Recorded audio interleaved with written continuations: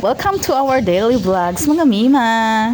Mabagpalang umaga sa bawat isa. So ngayong araw nga at araw na naman ng pasukan. Maaga ngang nagising si Liam kasi nga may sipon, di nakatulog masyado kagabi. So dito sila sa baba natulog ni daddy niya. So tingnan mo, nagkakamot pa nga paglabas ng pinto. In fairness naman kay Kuya Liam, tinanong ko siya kung papasok ba tayo sa school or hindi. Pero kahit nakapikit pa at nagpupungas-pungas pa, I want to go to school.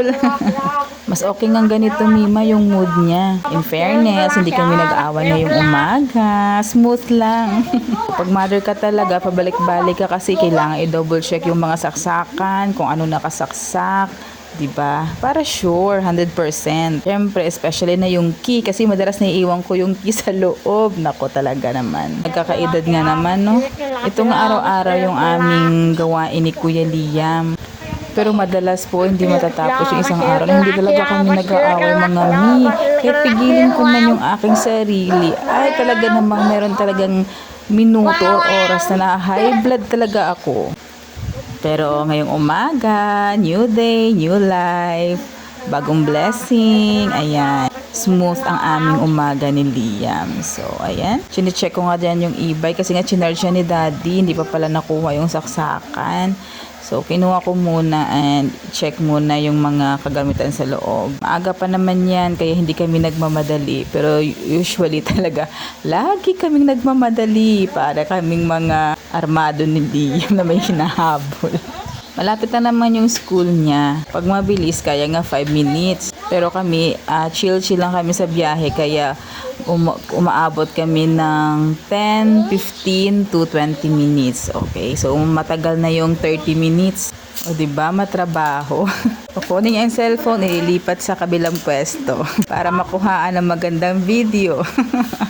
Awit ka din, Mami Pai, no? Nasa loob na nga dyan si Liam ng e-bike. So ako nag-open na ako ng gate para makalabas na kami. May binati nga lang kami dyan sa labas kasi sakto nandyan yung kalaro ni Liam, yung kapitbahay namin. So konting ano lang, bati-bati sa morning. Hindi naman nagmamadali ang person. So ayun na nga at pumasok na ako sa e-bike para kami makaalis na papuntang school ni Kuya Liam.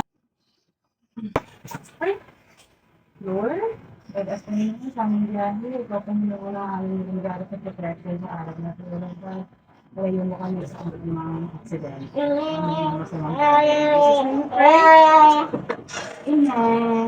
At syempre, sa araw-araw na ating biyahe, huwag po natin kalimutang manalangin kasi isa po yan sa ating sandata.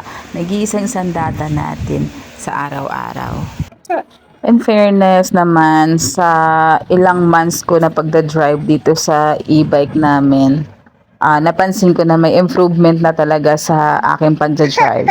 Kasi kahit papano, paunti-unti, marunong na ako mag-park ng patalikod. Oh, diba? Marunong na ako and I'm so proud of myself. Charin! Siyempre, double ingat talaga ang person.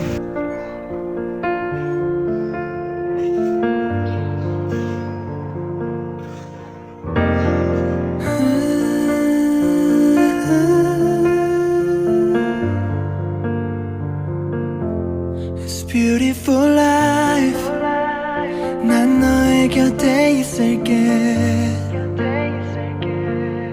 It's beautiful life 너의 뒤에 서 있을게